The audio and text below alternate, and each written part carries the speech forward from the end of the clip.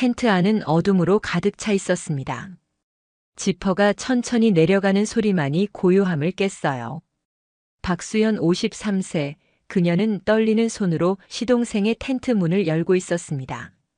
형수님, 이러시면 안 됩니다. 박준혁 49세, 그의 목소리가 어둠 속에서 떨렸어요. 쉬, 조용히요. 민수 씨는 깊이 잤어요. 수연의 속삭임이 밤 공기를 타고 흘렀습니다. 두 사람 사이에 금기된 선이 무너지려는 순간이었어요.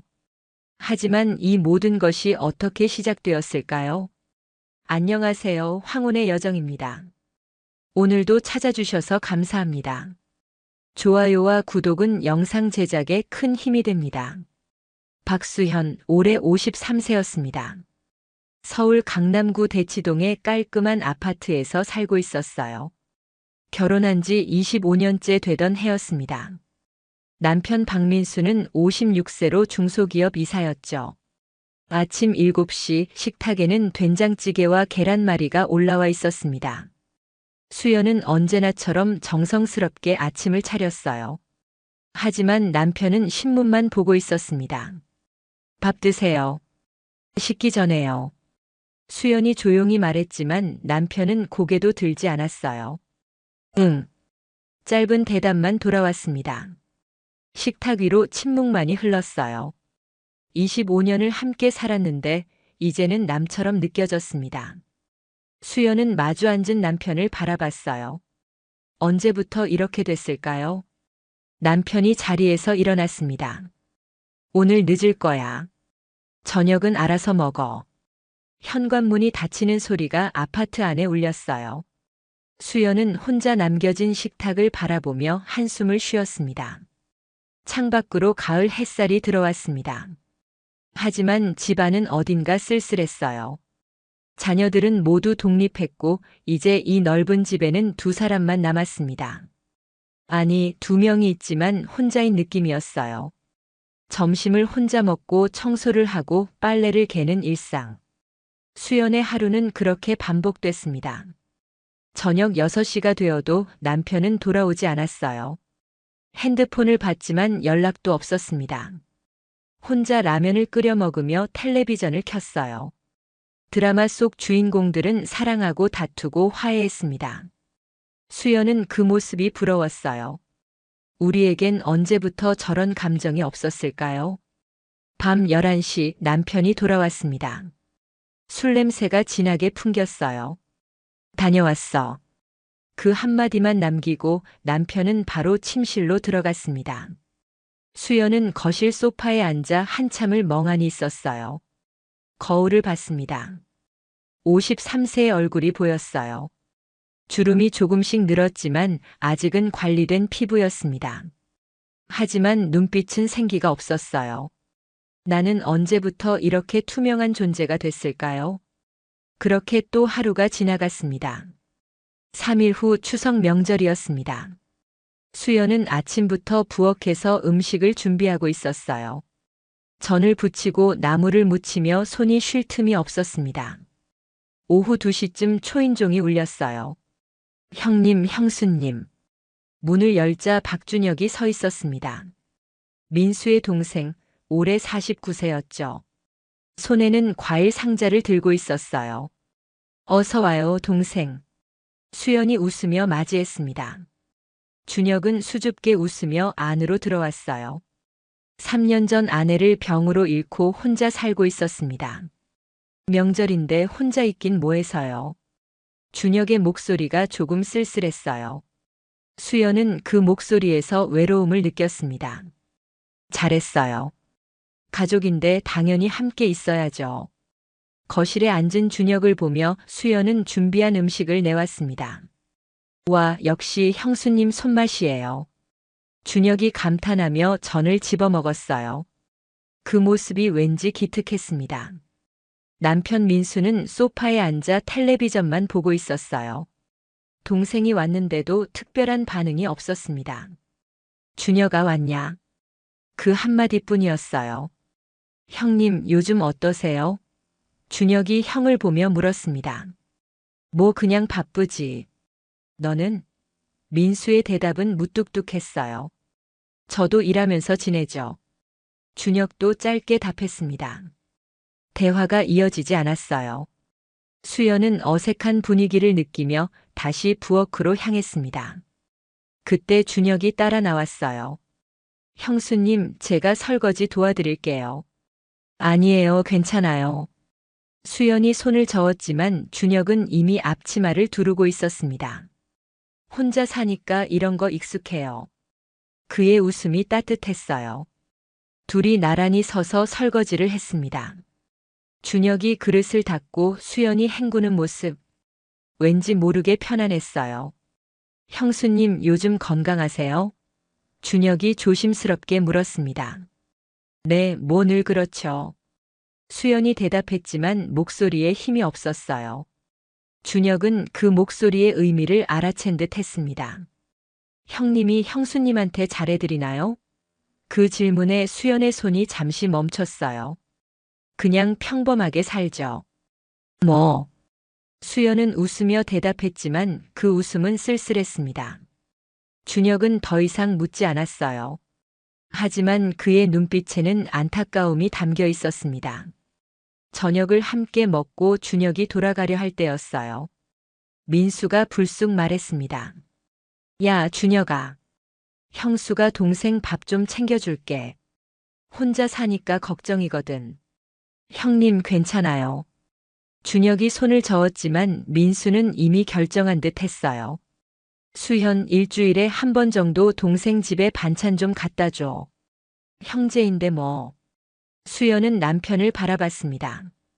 자기한테는 관심도 없으면서 동생은 챙기는 모습. 복잡한 감정이 들었지만 고개를 끄덕였어요. 그래요. 제가 챙겨드릴게요. 준혁이 돌아가고 수연은 설거지를 마저 했습니다. 그날 밤 침대에 누워서도 준혁의 얼굴이 떠올랐어요. 동생이 외로워 보였습니다. 나와 비슷한 외로움이 그의 눈에도 보였어요. 창밖으로 달빛이 들어왔습니다. 수연은 천장을 바라보며 생각했어요. 일주일에 한 번 반찬을 갖다 주는 것쯤이야. 가족인데 당연한 일이죠. 하지만 왜인지 가슴 한쪽이 두근거렸습니다. 그 이유를 아직 몰랐어요. 명절이 지나고 일주일 후였습니다. 수연은 보자기에 반찬을 쌌어요. 된장찌개, 멸치볶음, 시금치나물, 그리고 김치. 정성스럽게 준비한 반찬들이었습니다. 준혁의 오피스텔 주소를 내비게이션에 입력했어요. 상암동이었습니다. 차로 30분 거리였죠. 운전을 하며 수연은 괜히 긴장됐어요. 왜 떨리는 걸까요? 오피스텔 앞에 도착했습니다. 초인종을 눌렀어요. 누구세요? 준혁의 목소리가 인터폰을 타고 흘러나왔습니다. 저예요, 형수. 문이 열렸어요. 엘리베이터를 타고 14층으로 올라갔습니다. 복도를 걷는 동안 심장이 빨리 뛰었어요. 현관문이 열리고 준혁이 나타났습니다. 형수님, 이렇게까지 오시다니요. 반찬 좀 가져왔어요. 수연이 보자기를 건넸습니다. 준혁은 고마워하며 받았어요. 안에 들어오세요. 잠깐 쉬었다 가세요. 집안은 깔끔했지만 어딘가 쓸쓸했습니다. 거실에는 소파 하나와 작은 식탁만 있었어요. 벽에는 아내와 함께 찍은 사진이 걸려 있었습니다. 커피 드릴까요? 준혁이 물었습니다. 네, 감사해요. 수연은 소파에 앉았어요. 준혁이 커피를 타러 주방으로 갔습니다. 잠시 후 따뜻한 커피 2잔이 테이블 위에 놓였어요. 형수님 덕분에 집밥 먹는 게 얼마만인지 모르겠네요. 준혁의 목소리에는 진심이 담겨 있었습니다. 동생이니까 당연하죠. 자주 올게요. 수연이 웃으며 말했어요. 그 순간 준혁의 눈이 반짝였습니다. 정말요? 너무 패가 되는 거 아닌가요? 아니에요. 저도 할 일이 없어서 좀 심심했거든요. 수연의 솔직한 말이었습니다. 혼자 집에만 있으니 무료했어요. 누군가를 챙긴다는 게 오히려 의미 있게 느껴졌습니다. 그날 오후 두 사람은 1시간 넘게 이야기를 나눴어요. 준혁은 건축 설계 일에 대해 얘기했고 수연은 자녀들 근황을 전했습니다. 대화가 자연스럽게 흘렀어요. 해가 기울 무렵 수연이 자리에서 일어났습니다. 이제 가볼게요. 저녁 준비해야 해서요. 준혁이 현관까지 배웅했어요. 형수님 정말 감사합니다. 다음 주에 또 올게요. 그 말과 함께 수연은 문을 나섰습니다. 엘리베이터 안에서 수연은 자신의 얼굴을 비춰봤어요. 왠지 모르게 표정이 밝아 보였습니다. 오랜만에 누군가와 편하게 대화했다는 게 기분 좋았어요. 집으로 돌아오는 차 안에서도 준혁의 미소가 떠올랐습니다. 고마워하는 그 눈빛이 마음에 남았어요. 나를 필요로 하는 사람이 있다는 게 이렇게 좋은 일인가요? 집에 도착했을 때 남편은 아직 퇴근하지 않았습니다. 텅 빈 집 안에서 수연은 저녁을 준비했어요. 하지만 오늘은 왠지 기분이 나쁘지 않았습니다. 그날 밤 침대에 누워서도 준혁의 말이 생각났어요. 형수님 덕분에 집밥 먹는 게 얼마만인지 모르겠네요. 그 말이 자꾸 귓가에 맴돌았습니다. 일주일에 한 번. 그 약속이 왠지 기다려졌어요. 그 다음 주도 수연은 준혁의 집을 찾았습니다. 처음에는 일주일에 한 번이었지만 점점 2번, 3번으로 늘어났어요.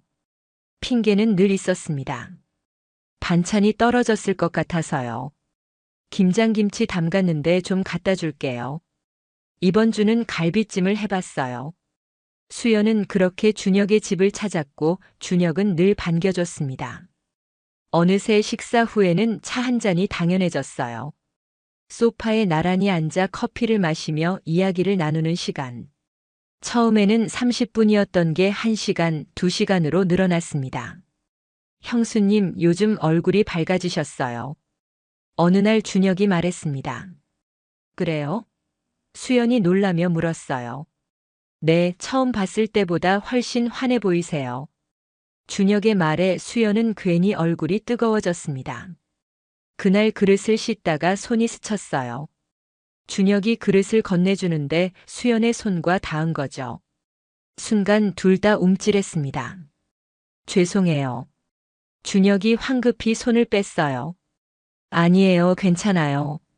수연도 어색하게 웃었습니다. 하지만 손끝에 남은 온기가 오래 남았어요. 따뜻했습니다.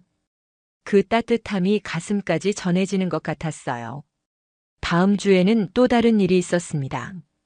수연이 소파에 앉으려는데 발을 헛디뎠어요. 휘청거리는 순간 준혁이 재빨리 허리를 잡아줬습니다. 조심하세요. 준혁의 손이 수연의 허리를 감싸고 있었어요. 가까운 거리에서 서로의 숨소리가 들렸습니다. 고마워요. 수연이 말했지만 목소리가 떨렸어요. 준혁도 금방 손을 떼지 못했습니다. 몇 초간의 정적. 두 사람 모두 심장이 빨리 뛰고 있었어요. 저 괜찮으세요? 준혁이 늦게 물었습니다. 네, 괜찮아요. 수연이 물러서며 소파에 앉았어요. 하지만 허리에 남은 그 손길의 감촉이 지워지지 않았습니다. 따뜻하고 단단한 손이었어요. 그날 이후로 뭔가 달라졌습니다. 서로를 보는 눈빛이 조금씩 변하고 있었어요. 수연은 준혁의 집에 갈 때마다 옷차림에 신경을 썼습니다. 예전에는 그냥 편한 옷을 입었는데 이제는 거울 앞에서 고민했어요. 이 옷이 나을까 아니면 저 옷? 립스틱도 바르고 향수도 살짝 뿌렸습니다. 왜 이러는 걸까요? 동생 집에 반찬 갖다 주는 건데. 하지만 마음은 솔직했어요. 준혁이 예뻐 보인다고 말해주길 기대하고 있었습니다. 그리고 어느 날 정말로 그 말을 들었어요. 형수님, 오늘 특별히 예쁘신데요? 준혁이 수연을 보며 말했습니다. 얼굴이 확 환해 보이세요. 수연은 당황하며 웃었어요. 그냥 날씨가 좋아서 기분이 좋나 봐요. 하지만 속으로는 가슴이 두근거렸습니다. 누군가에게 예쁘다는 말을 들은 게 얼마 만인지 기억도 안 났어요. 남편은 몇 년째 그런 말을 하지 않았으니까요. 그날 집에 돌아와서도 기분이 좋았습니다. 거울을 보며 혼자 웃었어요. 53세의 나도 아직 예쁘다고 들을 수 있구나. 하지만 동시에 불안했습니다. 이러면 안 되는 거 아닌가? 동생인데, 시동생인데. 자꾸 신경 쓰이는 이 마음은 뭘까요? 밤에 침대에 누워도 준혁의 목소리가 들렸어요. 오늘 특별히 예쁘신데요? 그 말이 자꾸 반복됐습니다. 수연은 이불을 덮었으며 혼잣말했어요. 이러면 안 돼. 정신 차려. 하지만 마음은 이미 흔들리고 있었습니다. 한 달이 지났습니다. 수연과 준혁의 만남은 이제 일주일에 3번으로 늘어나 있었어요. 반찬을 갖다 주는 것도 이제는 핑계에 가까웠습니다. 어느 목요일 오후였어요. 수연이 반찬통을 들고 준혁의 집에 도착했을 때 준혁이 색다른 제안을 했습니다. 형수님, 오늘은 제가 밥 살게요. 밖에서 먹어요. 밖에서요? 수연이 놀라며 물었어요. 네, 형수님이 늘 저한테만 해주시니까 오늘은 제가 대접하고 싶어요. 준혁의 눈빛이 진지했습니다. 수연은 잠시 망설였어요. 둘이서 밖에 나가는 거잖아요. 이러면 안 되는 거 아닌가? 하지만 결국 고개를 끄덕였습니다. 그래요. 그럼 뭐 가벼운 걸로 먹어요. 두 사람은 근처 조용한 카페로 갔습니다.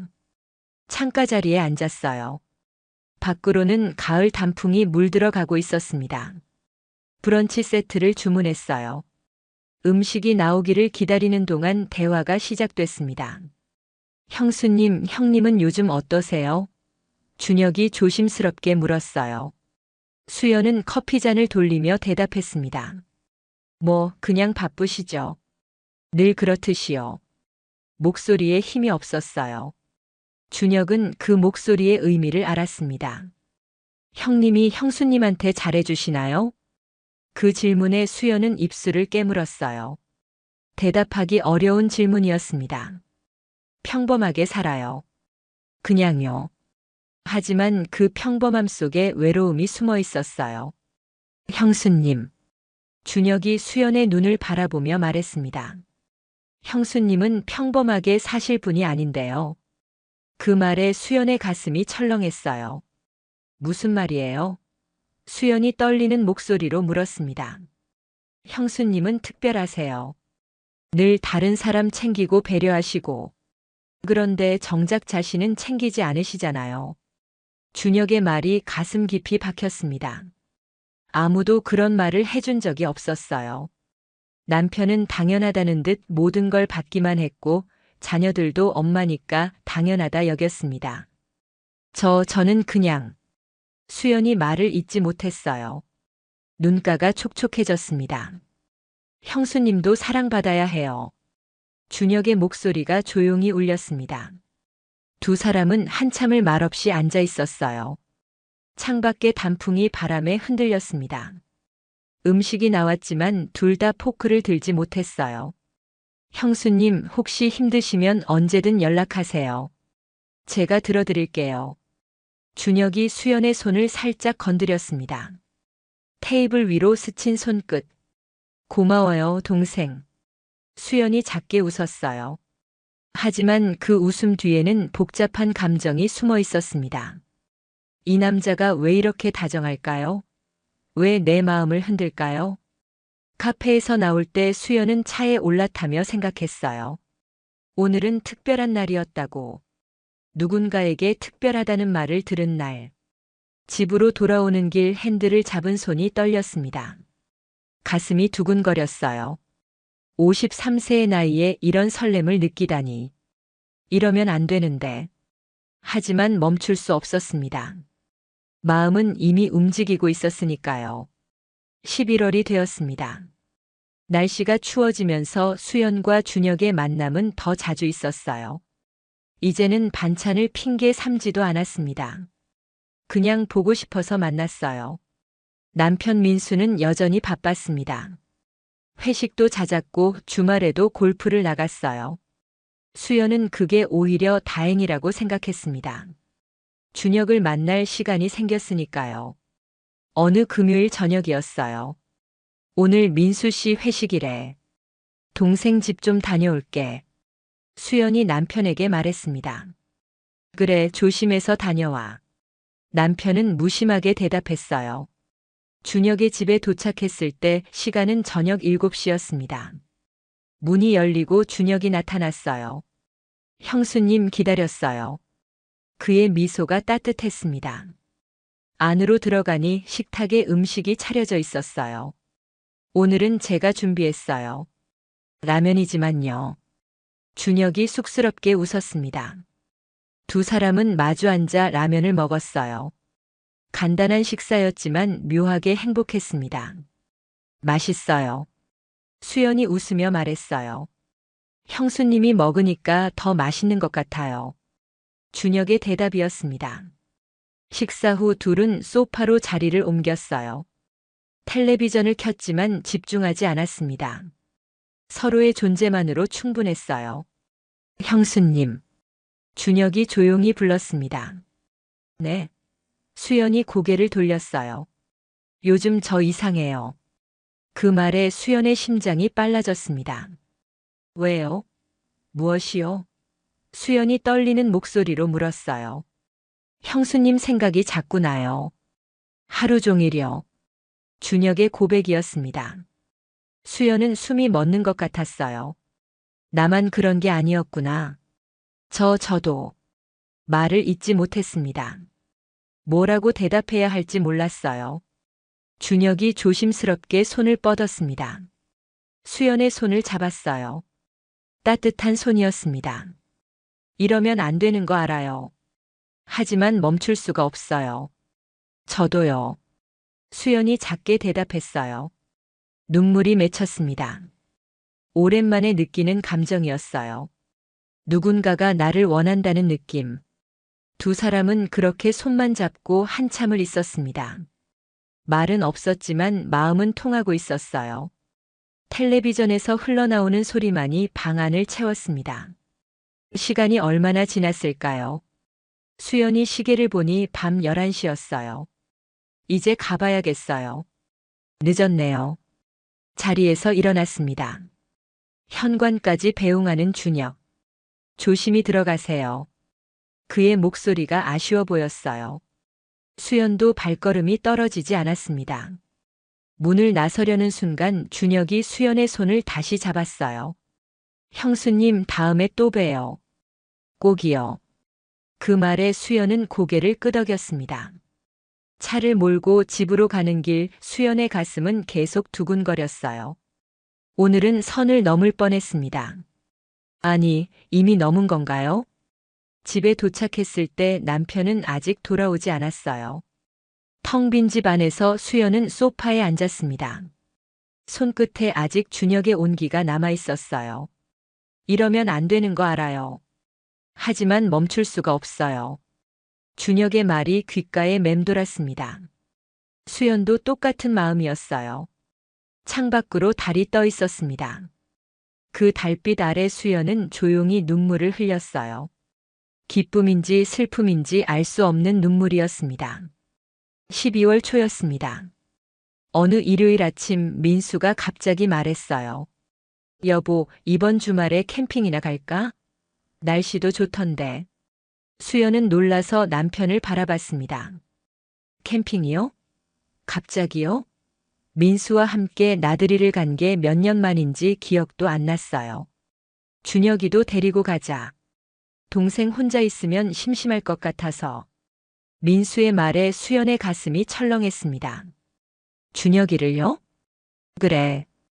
우리 셋이서 가면 좋잖아. 민수는 태연하게 말했어요. 하지만 수연의 심장은 빠르게 뛰고 있었습니다. 준혁과 함께 1박 2일을요? 그날 저녁 준혁에게 문자를 보냈어요. 동생, 이번 주말에 캠핑 가자는데 시간 괜찮아요? 잠시 후 답장이 왔습니다. 좋아요, 형수님. 형님이 제안하신 거예요? 네, 우리 셋이서 가재요. 수연이 답장을 보냈지만 손이 떨렸어요. 1박 2일 동안 준혁과 함께 설렘과 불안이 교차했습니다. 그 주 내내 수연은 마음이 복잡했어요. 거울을 보며 무슨 옷을 입을지 고민했습니다. 캠핑인데 너무 꾸미면 이상하잖아요. 하지만 준혁 앞에서 예쁘게 보이고 싶었어요. 결국 깔끔한 청바지와 베이지색 니트를 골랐습니다. 화장도 얇게 했어요. 자연스러우면서도 관리된 모습. 거울 속 자신을 보며 수연은 한숨을 쉬었습니다. 내가 지금 뭐 하는 거지? 남편이랑 가는 캠핑인데 왜 다른 남자를 생각하는 거야? 하지만 마음은 솔직했어요. 준혁이 보고 싶었습니다. 금요일이 되었어요. 캠핑 준비를 위해 수연과 준혁이 마트에 함께 갔습니다. 민수는 회사 일이 있다며 먼저 가지 못했어요. 장바구니를 밀며 나란히 걷는 두 사람. 삼겹살은 3kg 정도면 될까요? 수연이 물었습니다. 충분할 것 같아요.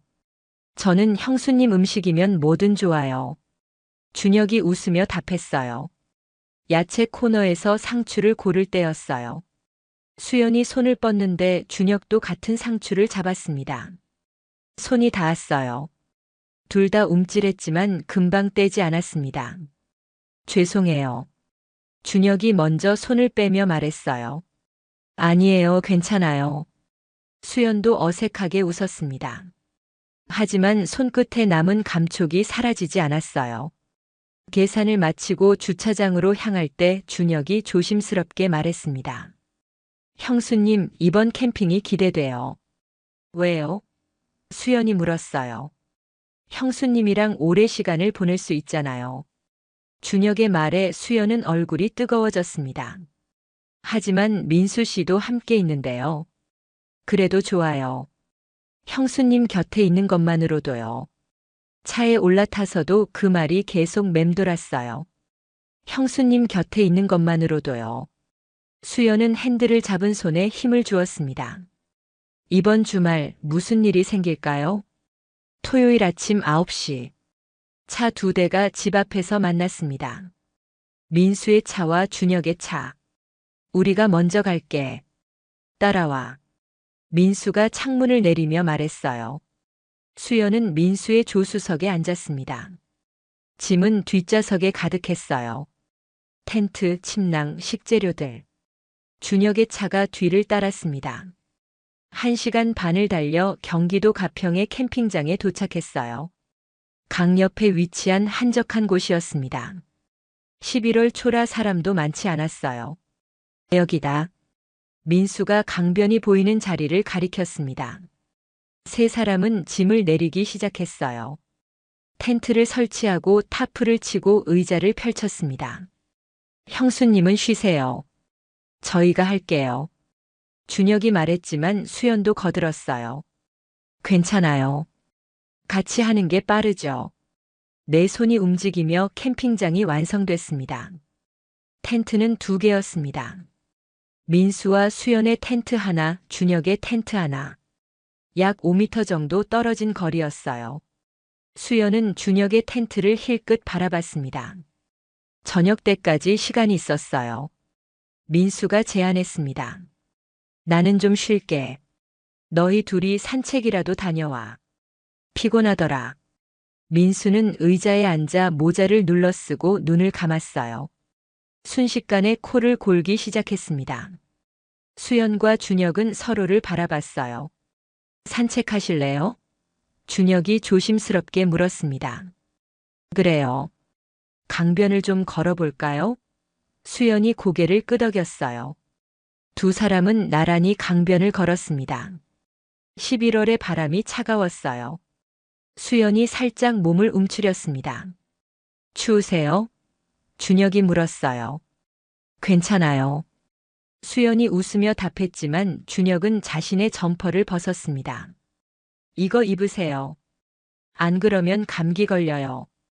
형수님. 아니에요. 그럼 동생이 추울 텐데. 수연이 손을 저었지만 준혁은 이미 수연의 어깨에 점퍼를 걸쳐주고 있었어요. 저는 더워서 괜찮아요. 진짜예요. 준혁의 점퍼에서 그의 체온이 느껴졌습니다. 향기도 났어요. 수연은 가슴이 두근거렸습니다. 고마워요, 동생. 강물이 흐르는 소리만 들렸어요. 하늘은 맑았고 구름 한 점 없었습니다. 여기 참 좋네요. 수연이 말했어요. 그러게요. 형수님이랑 함께여서 더 좋은 것 같아요. 준혁의 말에 수연은 그를 바라봤습니다. 준혁도 수연을 보고 있었어요. 시선이 마주쳤습니다. 몇 초간의 침묵이 흘렀어요. 형수님. 준혁이 조용히 불렀습니다. 네. 수연의 목소리가 떨렸어요. 저 형수님한테 하고 싶은 말이 있는데요. 그때였습니다. 멀리서 민수의 목소리가 들렸어요. 야, 너희 어디 갔어? 두 사람은 화들짝 놀라며 뒤를 돌아봤습니다. 민수가 손을 흔들고 있었어요. 형님이 부르시네요. 준혁이 아쉬운 표정으로 말했습니다. 가봐야겠어요. 수연도 고개를 끄덕였어요. 하지만 마음은 복잡했습니다. 준혁이 무슨 말을 하려던 걸까요? 돌아오는 길 두 사람은 말이 없었어요. 하지만 서로의 마음을 알고 있었습니다. 오늘 밤 무슨 일이 벌어질지도 모른다는 걸. 해가 지기 시작했습니다. 민수가 숯불을 피우고 수연이 고기를 꺼냈어요. 준혁은 야채를 씻었습니다. 세 사람의 협업으로 저녁 준비가 시작됐어요. 불판 위로 삼겹살이 올라갔습니다. 지글지글 소리와 함께 고소한 냄새가 퍼졌어요. 민수가 소주병을 땄습니다. 오늘은 실컷 마시자. 내일 집 가면 되니까. 세 사람은 잔을 부딪혔어요. 건배. 소주가 목으로 넘어갔습니다. 역시 밖에서 먹으니 맛있네. 민수가 고기를 입에 넣으며 말했어요. 형수 솜씨가 좋으니까요. 준혁이 맞장구 쳤습니다. 수연은 웃으며 상추에 고기를 싸주었어요. 먼저 민수에게, 그 다음 준혁에게. 준혁의 눈과 마주쳤습니다. 고마워요, 형수님. 준혁이 조용히 말했어요. 그 눈빛에는 감사함 이상의 무언가가 담겨 있었습니다. 수연은 시선을 피했어요. 술이 몇 병째 비워졌을까요? 민수의 얼굴이 붉어졌습니다. 나 좀 취한 것 같아. 먼저 들어가서 잘게. 너희는 더 있다가 들어와. 민수가 비틀거리며 텐트로 들어갔어요. 지퍼를 올리는 소리가 들렸습니다. 곧이어 코 고는 소리가 새어나왔어요. 완전히 잠든 거죠. 모닥불 앞에 수연과 준혁만 남았습니다. 11월의 밤 공기는 차가웠지만 불은 따뜻했어요. 강물 소리만 조용히 흘렀습니다. 형수님 추우세요? 준혁이 물었어요. 괜찮아요. 불이 있으니까. 수연이 대답했지만 어깨를 감쌌습니다. 준혁이 담요를 가져와 수연의 어깨에 걸쳐줬어요. 고마워요. 수연이 말했습니다. 준혁이 수연 옆에 앉았어요. 두 사람 사이의 거리가 가까워졌습니다. 어깨가 닿을 듯 말 듯한 거리였어요. 형수님. 준혁이 조용히 불렀습니다. 네. 수연이 그를 바라봤어요. 아까 하려던 말 있잖아요. 준혁의 목소리가 떨렸습니다. 무슨 말이요? 수연도 떨리는 목소리로 물었어요. 사실 요즘 형수님 생각이 너무 많이 나요. 하루 종일이요. 아니, 매 순간이요. 수연의 심장이 빠르게 뛰었습니다. 준혁이 계속 말했어요. 이러면 안 되는 거 알아요. 형수님은 형님 아내시고 저는 동생이잖아요. 하지만 멈출 수가 없어요. 동생. 수연이 입을 열었지만 말이 이어지지 않았습니다. 눈가에 눈물이 맺혔어요. 저도요. 저도 그래요. 정말요? 준혁이 놀라며 수연을 바라봤습니다. 네. 저도 동생 생각이 자꾸 나요.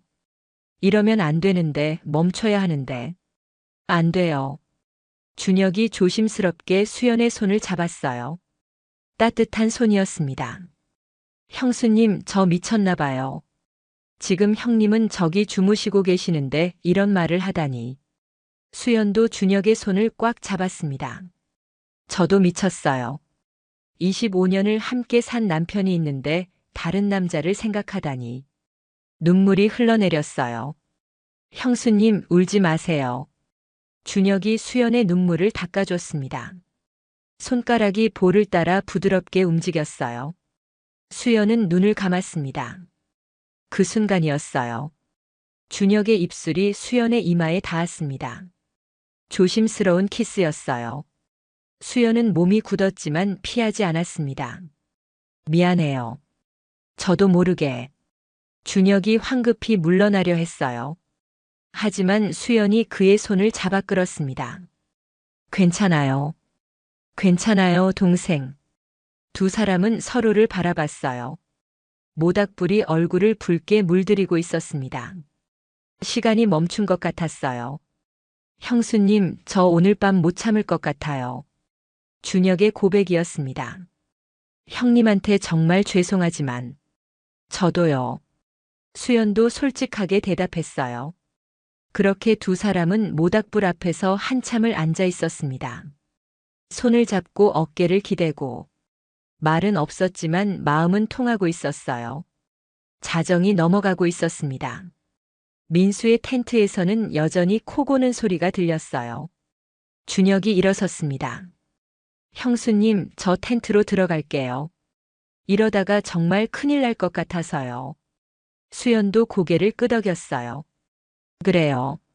저도 들어가야죠. 하지만 발이 떨어지지 않았습니다. 두 사람은 서로를 바라보며 한참을 서 있었어요. 안녕히 주무세요, 형수님. 준혁이 먼저 텐트로 향했습니다. 수연도 민수의 텐트로 돌아왔어요. 지퍼를 내리고 안으로 들어갔습니다. 민수는 여전히 깊이 자고 있었어요. 술 냄새가 진했습니다. 수연은 침낭에 누웠지만 잠이 오지 않았어요. 5미터 떨어진 곳에 준혁이 있다는 게 느껴졌습니다. 시간이 흘렀습니다. 새벽 1시, 2시. 수연은 뒤척이며 천장을 바라봤어요. 준혁도 자지 못하고 있을까요? 그리고 새벽 2시 30분. 수연은 결심했습니다. 수연은 조용히 일어났습니다. 민수는 여전히 코를 골며 자고 있었어요. 술에 완전히 취한 상태였습니다. 흔들어도 깰 것 같지 않았어요. 침낭에서 빠져나왔습니다. 패딩을 걸치고 텐트 지퍼에 손을 댔어요. 천천히, 아주 천천히 지퍼를 내렸습니다. 소리가 나지 않게 조심했어요. 밖으로 나왔습니다. 11월의 새벽 공기가 차갑게 피부를 스쳤어요. 모닥불은 꺼져 있었습니다. 하늘에는 별이 가득했어요. 수연은 준혁의 텐트를 바라봤습니다. 5미터 거리. 짧으면 짧고 멀면 먼 거리였어요. 한 걸음 한 걸음 다가갔습니다. 텐트 앞에 섰어요. 손이 떨렸습니다. 이러면 안 돼. 돌아가야 해. 머리로는 알고 있었어요. 하지만 마음은 이미 결정했습니다. 지퍼에 손을 댔어요. 천천히 내렸습니다. 소리가 텐트 안으로 전해졌을 거예요. 움직이는 기척이 들렸습니다. 형수님? 준혁의 목소리가 어둠 속에서 들렸어요. 놀란 목소리였습니다. 수연은 대답 대신 텐트 안으로 들어갔어요. 어둠 속에서 준혁의 실루엣이 보였습니다. 앉아있는 모습이었어요. 형수님, 이러시면 안 됩니다. 그의 목소리가 떨렸습니다. 쉬, 조용히요. 민수 씨는 깊이 잤어요. 수연이 속삭였습니다. 지퍼를 다시 올렸어요. 완전히 닫혔습니다. 이제 둘만의 공간이었어요. 정말 괜찮으신 거예요?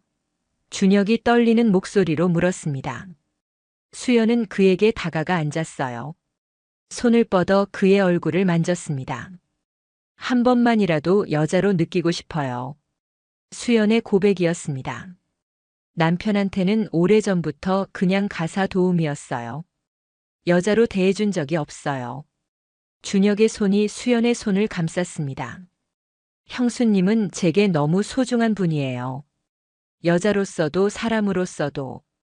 그의 목소리에는 진심이 담겨 있었어요. 두 사람의 거리가 가까워졌습니다. 숨소리가 들렸어요. 준혁의 손이 수연의 어깨를 감쌌고 수연은 그의 품에 안겼습니다. 미안해요, 형님. 하지만 오늘 밤만은 형수님을 지켜드리고 싶어요. 준혁이 수연의 귀에 속삭였어요. 수연은 눈을 감았습니다. 그날 밤 금기된 선이 무너졌습니다. 텐트 안은 어둠으로 가득했지만 두 사람의 체온이 공간을 채웠어요. 조심스러운 손길, 떨리는 숨소리, 그리고 억눌렀던 감정의 폭발. 오랜만에 수연은 여자로 느껴졌습니다. 누군가가 자신을 원한다는 것, 사랑받는다는 것. 25년 만에 처음 느끼는 감정이었어요. 준혁도 마찬가지였습니다.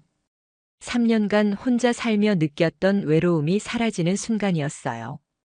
형수님이라는 금기된 존재지만 오늘 밤만은 그냥 한 여자와 한 남자였습니다. 시간이 얼마나 흘렀을까요? 두 사람은 말없이 안겨 있었어요. 밖에서는 강물 소리만 흐르고 있었습니다. 형수님. 준혁이 조용히 불렀습니다. 네. 수연이 그의 가슴에 얼굴을 묻으며 대답했어요. 후회하세요? 준혁의 질문이었습니다. 아니요. 한 번도요. 수연의 대답은 확실했습니다. 당신은요? 저도요. 단 한 번도 후회하지 않아요. 두 사람은 그렇게 새벽까지 함께 있었습니다. 잠들지 않았어요. 이 순간이 끝나는 게 두려웠으니까요. 하지만 시간은 흘렀습니다. 창밖이 조금씩 밝아지기 시작했어요. 새벽 5시였습니다. 수연이 일어나야 할 시간이었어요. 이제 가봐야 해요.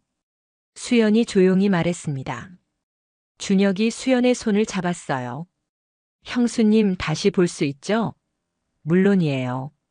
우리 이제 멈출 수 없을 것 같아요. 수연은 옷을 챙겨 입고 텐트 밖으로 나왔습니다. 새벽 공기가 얼굴을 스쳤어요. 차가웠지만 정신이 맑아지는 기분이었습니다. 조용히 민수의 텐트로 돌아갔어요. 지퍼를 열고 안으로 들어갔습니다. 민수는 여전히 자고 있었어요. 전혀 눈치채지 못한 채였습니다. 수연은 침낭에 누웠습니다. 가슴이 아직도 두근거렸어요. 준혁의 체온이 몸에 남아 있었습니다. 이제 우리는 돌이킬 수 없는 강을 건넜어요. 후회는 없었습니다. 하지만 두려웠어요. 이제 어떻게 되는 걸까요? 아침 7시. 민수가 먼저 일어났습니다. 머리가 아프다고 투덜거리며 텐트 밖으로 나갔어요. 수연도 따라 나왔습니다. 잘 잤어? 민수가 물었어요. 네, 잘 잤어요. 수연이 대답했지만 목소리가 떨렸습니다. 다행히 민수는 눈치채지 못했어요. 준혁의 텐트 지퍼가 열렸습니다. 준혁이 나왔어요. 형님, 형수님. 안녕하세요. 인사를 했지만 수연과 눈을 마주치지 못했습니다. 야, 잘 잤냐? 민수가 동생에게 물었어요. 네, 잘 잤습니다. 준혁의 대답도 어색했습니다. 수연은 재빨리 아침 준비를 시작했어요. 라면을 끓이고 김치를 꺼냈습니다. 손이 떨려서 냄비를 잡기가 힘들었어요. 지난밤의 기억이 자꾸 떠올랐습니다. 세 사람이 돗자리에 둘러앉아 아침을 먹었어요. 민수는 아무것도 모른 채 라면을 후루룩 먹었습니다. 역시 밖에서 먹으니 맛있네. 수연과 준혁은 거의 말이 없었어요. 가끔 눈이 마주쳤지만 금방 피했습니다. 공기가 이상했지만 민수는 느끼지 못했어요. 식사 후 짐을 정리했습니다. 텐트를 걷고 침낭을 말고 의자를 접었어요. 세 사람이 움직였지만 어색함은 계속됐습니다. 차에 짐을 실을 때였어요. 준혁과 수연이 같은 짐을 잡았습니다. 손이 스쳤어요. 둘 다 전기에 감전된 듯 움찔했습니다. 괜찮으세요? 준혁이 조용히 물었어요. 네, 괜찮아요. 수연이 고개를 끄덕였습니다. 눈빛으로 서로의 마음을 확인했어요. 집으로 돌아가는 차 안. 수연은 창밖을 바라봤습니다. 지난밤의 일이 꿈만 같았어요. 정말 일어난 일일까요? 하지만 몸에 남은 감촉이 그게 현실이었다고 말해줬습니다. 준혁의 따뜻한 손길, 부드러운 속삭임, 모두 생생했어요. 집에 도착했습니다. 준혁이 먼저 인사했어요. 형님, 형수님. 즐거웠습니다. 또 가요. 민수가 웃으며 대답했습니다. 그래, 다음에 또 가자. 수연은 준혁을 바라봤어요. 준혁도 수연을 보고 있었습니다. 말없는 대화가 오갔어요. 다시 만나자는 약속이었습니다. 준혁의 차가 떠났습니다.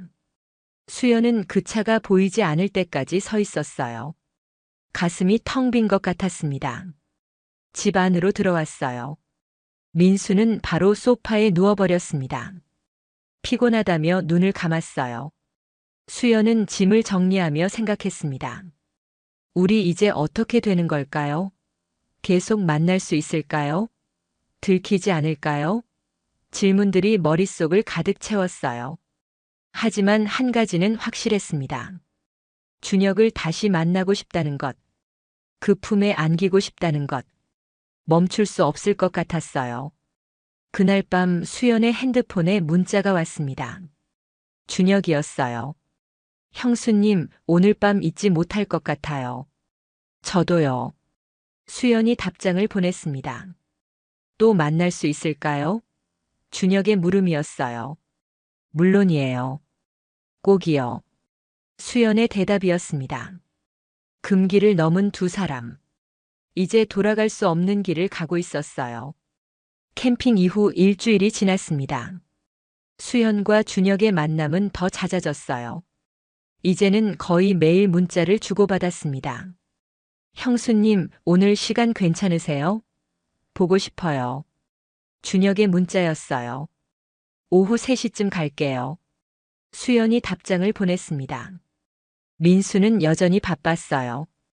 회사 일로 늦게 들어오는 날이 많았습니다. 주말에도 골프 약속이 있었어요. 수연에게는 오히려 다행이었습니다. 준혁의 집은 이제 익숙했어요. 초인종을 누르면 준혁이 바로 문을 열어줬습니다. 기다렸어요, 형수님. 그의 미소가 따뜻했어요. 안으로 들어가면 늘 커피 향이 퍼져 있었습니다. 준혁이 미리 준비해둔 거죠. 소파에 나란히 앉아 대화를 나눴어요. 하지만 대화만으로는 부족했습니다. 금방 손을 잡게 됐고 어깨가 닿았어요. 그리고 자연스럽게 입술이 닿았습니다. 형수님, 보고 싶었어요. 준혁이 수연을 안으며 속삭였어요. 저도요. 너무 보고 싶었어요. 수연도 그의 품에 안겼습니다. 시간 가는 줄 몰랐어요. 2시간, 3시간이 순식간에 지나갔습니다. 수연은 시계를 보며 자리에서 일어났어요. 이제 가봐야 해요. 아쉬워요. 조금만 더 있다 가면 안 될까요? 준혁이 수연의 손을 잡았습니다. 안 돼요. 너무 오래 있으면 의심받을 수 있어요. 알아요. 하지만 헤어지기가 너무 힘들어요. 준혁의 목소리에 아쉬움이 가득했습니다. 수연도 마찬가지였어요. 하지만 조심해야 했습니다. 현관까지 배웅하는 준혁. 조심히 들어가세요. 문자할게요. 네, 동생도 건강하세요. 수연이 손을 흔들며 나왔어요. 엘리베이터를 타고 내려오는 동안 가슴이 두근거렸습니다. 준혁의 체온이 아직 몸에 남아 있었어요. 오늘도 행복한 시간이었습니다. 하지만 불안도 컸어요. 언제까지 이렇게 숨어 다닐 수 있을까요? 들키지 않을까요? 집으로 돌아가는 차 안에서 수연은 핸들을 잡은 손에 힘을 주었습니다. 조심해야 해. 절대 들키면 안 돼. 집에 도착했을 때 민수는 아직 퇴근하지 않았어요. 다행이었습니다. 수연은 서둘러 샤워를 했어요. 준혁의 향기를 지워야 했습니다. 저녁을 준비하며 핸드폰을 확인했어요. 준혁에게서 문자가 와 있었습니다. 무사히 도착하셨어요? 네, 걱정 마세요. 수연이 답장을 보냈어요. 오늘도 행복했어요. 형수님. 준혁의 문자였습니다. 저도요. 늘 고마워요. 수연의 답장이었어요. 밤 9시 민수가 돌아왔습니다. 다녀왔어. 피곤하다. 인사도 제대로 하지 않고 침실로 들어갔어요. 수연은 안도의 한숨을 쉬었습니다. 그날 밤 침대에 누워서도 준혁 생각뿐이었어요. 내일도 만날 수 있을까요? 모레는요? 계속 이렇게 만날 수 있을까요? 불안했지만 멈출 수 없었습니다. 준혁 없는 일상은 상상할 수 없었어요. 그가 주는 사랑이 너무 소중했습니다. 그렇게 위험한 일상이 계속됐습니다. 수연과 준혁은 일주일에 서너 번씩 만났어요. 때로는 준혁의 집에서, 때로는 외곽의 조용한 모텔에서. 들킬까 조마조마하면서도 만남을 멈출 수 없었습니다. 사랑이 깊어질수록 위험도 커지고 있었어요. 12월 중순이었습니다. 어느 수요일 저녁 민수가 일찍 퇴근했어요. 평소보다 2시간이나 빨랐습니다. 여보 왔어. 민수가 현관문을 열고 들어왔습니다. 수연은 놀라서 부엌에서 나왔어요. 어머, 오늘 일찍 오셨네요. 회의가 취소돼서. 민수가 소파에 앉으며 말했습니다. 그런데 어디 갔다 온 거야? 차가 없던데. 네. 수연이 당황했어요. 아, 동생 집에 반찬 좀 갖다 줬어요. 목소리가 조금 떨렸습니다. 또, 요즘 자주 가는 것 같은데. 민수의 눈빛이 날카로워졌어요. 거의 매일 나가던데? 동생이 혼자 사니까요. 반찬도 해주고 청소도 도와주고 그래요. 수연이 애써 태연하게 대답했습니다. 그래. 민수는 더 이상 묻지 않았어요. 하지만 눈빛이 달라져 있었습니다. 수상하다는 표정이었어요. 그날 밤 수연은 잠을 이루지 못했습니다. 민수가 의심하기 시작한 걸까요? 들킨 걸까요? 불안이 밀려왔어요. 다음 날 준혁에게 문자를 보냈습니다. 동생, 남편이 의심하는 것 같아요. 조심해야겠어요. 곧 답장이 왔습니다. 걱정하지 마세요. 당분간 만남을 줄일까요? 아니요. 보고 싶어요. 수연의 솔직한 마음이었습니다. 하지만 조심은 해야 해요. 알겠습니다. 더 조심할게요. 며칠 후 금요일 저녁이었어요. 수연이 준혁의 집에 있을 때였습니다. 소파에 나란히 앉아 대화를 나누고 있었어요. 그때 현관문 소리가 들렸습니다. 열쇠로 문을 여는 소리. 두 사람은 얼어붙었어요. 민수였습니다. 야, 준혁아. 형이다. 민수의 목소리가 현관에서 들렸습니다. 수연은 순간 심장이 멈추는 줄 알았어요. 준혁이 재빨리 일어났습니다. 형님? 갑자기 웬일이세요? 목소리를 최대한 태연하게 만들었어요. 수연은 황급히 주방으로 피했습니다. 그릇을 씻는 척했어요. 손이 떨려서 그릇을 제대로 잡을 수가 없었습니다. 서류 놓고 가서 가져가려고. 민수가 거실로 들어왔어요. 그때 주방에서 수연이 나왔습니다. 어머, 여보. 웬일이에요? 수연이 최대한 자연스럽게 웃었습니다. 반찬 좀 갖다 주려고 왔는데. 그래? 민수가 수연을 빤히 쳐다봤어요. 오래 있었어? 아니요, 방금 왔어요. 수연이 거짓말을 했습니다. 그런데 차가 아래층 주차장에 있던데. 1시간 전부터. 민수의 말에 수연은 숨이 막혔어요. 침묵이 흘렀습니다. 공기가 무거워졌어요. 준혁이 끼어들었습니다. 형님, 형수님이 청소도 도와주시고 빨래도 개주셨어요. 시간이 좀 걸렸죠. 민수는 두 사람을 번갈아 쳐다봤습니다. 뭔가 이상하다는 표정이었어요. 하지만 확신은 없는 듯 했습니다. 그래. 나 서류 찾아야 하는데 어디 뒀더라. 민수가 준혁의 서재로 향했어요. 잠시 두 사람만 남았습니다. 위험했어요. 준혁이 작은 목소리로 속삭였습니다. 알아요. 가슴이 아직도 두근거려요. 수연이 대답했어요. 민수가 서류를 찾아 나왔습니다. 찾았다. 나 먼저 갈게. 당신도 집에 가. 늦었어. 수연에게 말했어요. 네, 지금 갈게요. 수연이 가방을 챙겼습니다. 준혁에게 눈빛으로 인사하고 민수를 따라 나왔어요. 엘리베이터 안은 침묵이 흘렀습니다. 민수가 입을 열었어요. 요즘 동생이랑 자주 보는 것 같은데. 뭔가 있는 거 아니야? 무슨 말씀이세요? 동생인데요. 수연이 황급히 부인했습니다. 가족이잖아요. 챙겨주는 게 당연하죠. 그냥 느낌이 이상해서.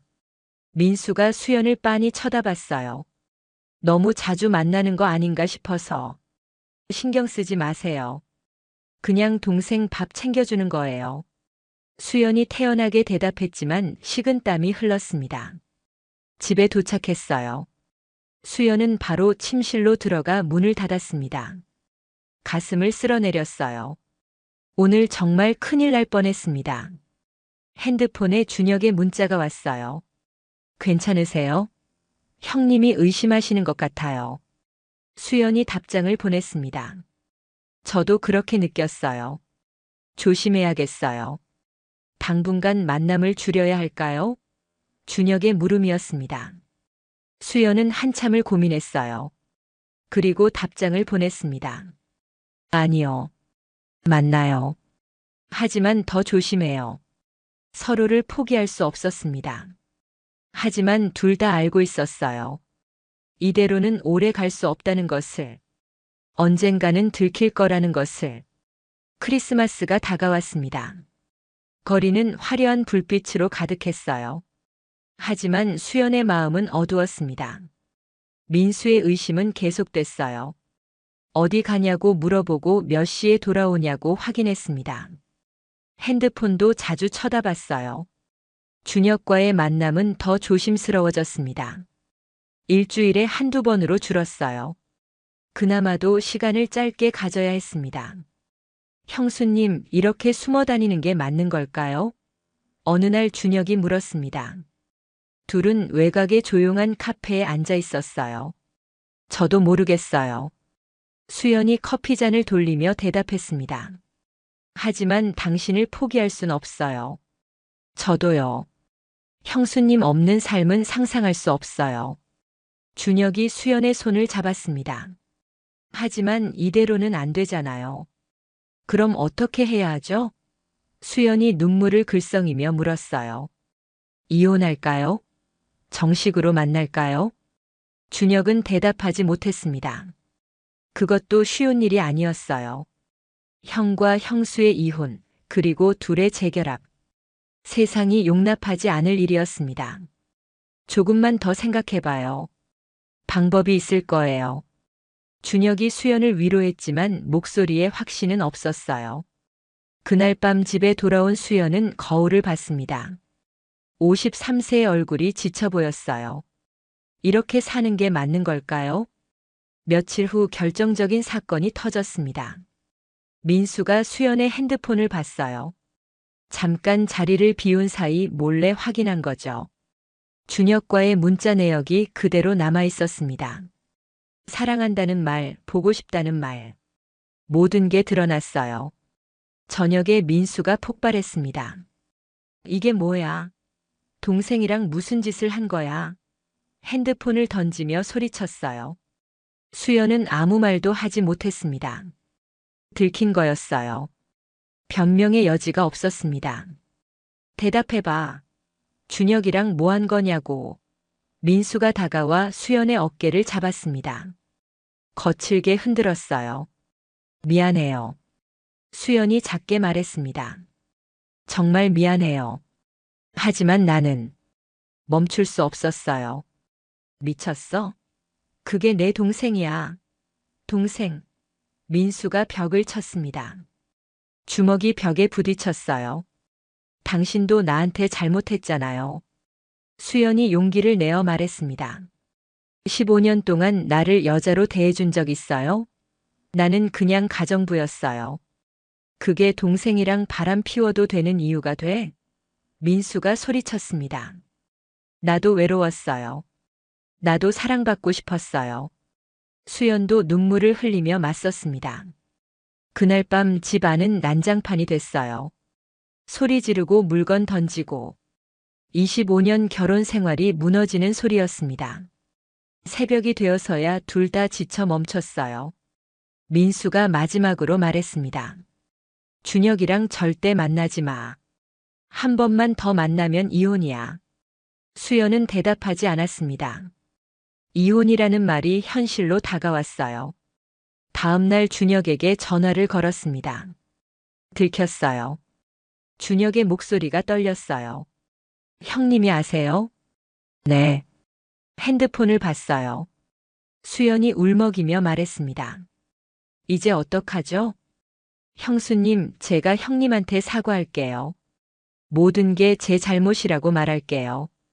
준혁이 말했지만 수연이 막았습니다. 아니에요. 그러면 더 복잡해져요.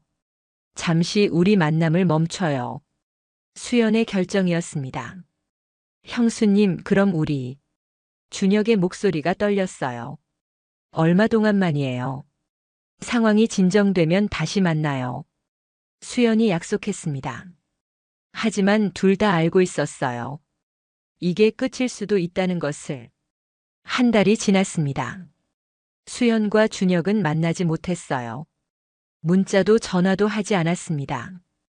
완전한 단절이었어요. 민수는 수연을 감시했습니다. 어디 가는지 확인하고 핸드폰도 수시로 체크했어요. 수연은 집에만 있었습니다. 창밖을 바라보며 준혁을 생각했어요. 지금 뭐 하고 있을까요? 나를 그리워하고 있을까요? 눈물이 흘렀습니다. 1월이 되었어요. 어느 추운 겨울날 아침 수연의 핸드폰에 문자가 왔습니다. 준혁이었어요. 형수님, 저 이사 가요. 부산으로요. 회사에서 발령이 났어요. 수연은 핸드폰을 떨어뜨릴 뻔했습니다. 부산이요? 언제요? 황급히 답장을 보냈어요. 다음 주요. 형수님, 떠나기 전에 한 번만 만날 수 있을까요? 수연은 고민했습니다. 민수가 알면 큰일이었어요. 하지만 마지막이라면 준혁을 보내기 전에 한 번만. 알겠어요. 내일 강변으로 나올게요. 우리 처음 산책했던 곳으로. 수연이 답장을 보냈습니다. 다음 날 오후 3시. 수연은 가평 캠핑장 근처 강변에 나왔어요. 준혁이 먼저 와서 기다리고 있었습니다. 형수님. 준혁이 수연을 보고 달려왔어요. 두 사람은 포옹했습니다. 얼마 만에 포옹인지 서로의 체온이 그리웠어요. 정말 가시는 거예요? 수연이 눈물을 흘리며 물었습니다. 네. 어쩔 수 없어요. 회사 명령이에요. 벤치에 나란히 앉았습니다. 강물이 흐르고 있었어요. 여름에 캠핑 왔던 그곳이었습니다. 형수님 후회하세요? 준혁이 물었어요. 아니요. 한 번도요. 수연의 대답은 확실했습니다. 당신은요? 저도요. 형수님과 함께한 시간은 제 인생에서 가장 행복한 시간이었어요. 준혁이 수연의 손을 잡았습니다. 저도요. 53년을 살면서 진짜로 사랑받는다는 느낌은 처음이었어요. 수연이 준혁의 어깨에 머리를 기댔어요. 두 사람은 한참을 그렇게 앉아 있었습니다. 말이 필요 없었어요. 그저 함께 있다는 것만으로 충분했습니다. 해가 기울기 시작했어요. 이제 헤어져야 할 시간이었습니다. 수연이 먼저 일어났어요. 건강하세요, 동생. 부산에서 행복하게 사세요. 수연이 눈물을 닦으며 말했습니다. 형수님도요. 꼭 행복하세요. 준혁도 눈가가 붉어졌어요. 언젠가 다시 만날 수 있을까요? 모르겠어요. 하지만 마음속엔 늘 동생이 있을 거예요. 수연이 준혁의 볼을 쓰다듬었습니다. 마지막 포옹이었습니다. 오래, 아주 오래 안고 있었어요. 이게 정말 마지막일지도 몰랐으니까요. 먼저 가볼게요. 수연이 몸을 돌렸습니다. 뒤돌아보지 않으려 했어요. 눈물이 멈추지 않을 것 같았으니까요. 형수님, 준혁이 불렀습니다. 수연이 멈춰 섰어요. 사랑했어요. 진심으로요. 저도요. 평생 잊지 못할 거예요. 수연이 고개도 돌리지 않고 대답했습니다. 그리고 걸음을 옮겼어요. 차에 올라타서야 눈물이 쏟아졌습니다. 핸들을 붙잡고 한참을 울었어요. 가슴이 찢어지는 것 같았습니다. 집으로 돌아오는 길 백미러로 강변을 봤습니다. 준혁은 아직도 그 자리에 서 있었어요. 손을 흔들고 있었습니다. 수연도 차창 너머로 손을 흔들었어요. 안녕, 동생. 행복해요. 차가 멀어져 갔습니다. 6월이었습니다. 여름이 다가오고 있었어요. 수연은 창가에 서서 하늘을 바라봤습니다. 준혁이 떠난 지 반년이 지났어요. 그동안 연락은 없었습니다. 서로를 위해 거리를 둔 거죠. 민수와의 관계는 예전으로 돌아갔습니다. 아니, 더 써먹해졌어요. 대화는 거의 없었고 각자의 삶을 살았습니다. 하지만 수연은 달라져 있었어요. 예전처럼 투명한 존재가 아니었습니다. 자신을 사랑하게 됐어요. 거울을 보며 생각했습니다. 나도 한때는 누군가에게 설레게 했던 여자였어. 사랑받을 자격이 있는 사람이었어. 준혁과의 시간이 주었던 선물이었습니다. 여자로서의 자신을 되찾은 거죠. 비록 금기된 사랑이었지만 후회는 없었어요. 어느 날 민수가 말했습니다. 준혁이가 부산에서 이직한대. 서울로 다시 올라온다더라. 수연의 심장이 빨리 뛰었어요. 하지만 태연하게 대답했습니다. 그래요? 잘 됐네요. 다시 만나게 될까요? 모르겠어요. 하지만 만나도 예전처럼은 아닐 거예요. 이제는 추억으로 간직하는 게 맞습니다. 창밖으로 여름 햇살이 들어왔어요. 수연은 커피잔을 들고 소파에 앉았습니다. 핸드폰을 봤어요. 준혁에게서 문자가 와 있었습니다. 형수님, 서울로 올라갑니다. 건강하시죠? 잠시 망설이다 답장을 보냈어요. 네, 건강해요. 동생도 잘 지내요. 짧은 답장이었습니다. 더 이상은 쓰지 않았어요. 준혁의 답장이 왔습니다. 네, 형수님. 늘 행복하세요.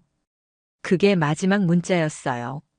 수연은 핸드폰을 내려놓고 창밖을 바라봤습니다. 준혁과의 추억이 머릿속을 스쳤어요. 캠핑장의 밤, 텐트 안에서의 속삭임, 강변에서의 마지막 포옹. 모두 소중한 기억이었습니다. 잘못된 사랑이었지만 그 시간만큼은 진심이었어요. 53세에 느낀 마지막 설렘이었습니다. 이제는 보내야 해요. 마음속 깊이 간직하고 각자의 길을 가야 합니다. 그게 서로를 위한 일이니까요. 수연은 커피를 마시며 미소 지었습니다. 후회는 없어요. 그 사랑 덕분에 나를 사랑하게 됐으니까요. 창밖으로 여름바람이 불어왔습니다. 새로운 계절이 시작되고 있었어요. 수연도 새로운 시작을 준비하고 있었습니다. 준혁 씨, 행복하세요. 그리고 고마웠어요. 수연이 조용히 속삭였습니다. 그 속삭임은 바람을 타고 어딘가로 날아갔어요. 오늘의 이야기는 여기까지입니다. 나이가 들어도 사랑은 찾아오고 때로는 금기된 감정도 피어나곤 합니다. 잘못된 사랑일지라도 그 순간만큼은 진심이었고 그 진심이 우리를 살아있게 만듭니다. 여러분은 이 이야기를 어떻게 생각하시나요? 댓글로 의견을 들려주세요. 그리고 구독과 좋아요도 잊지 말아주세요. 감사합니다.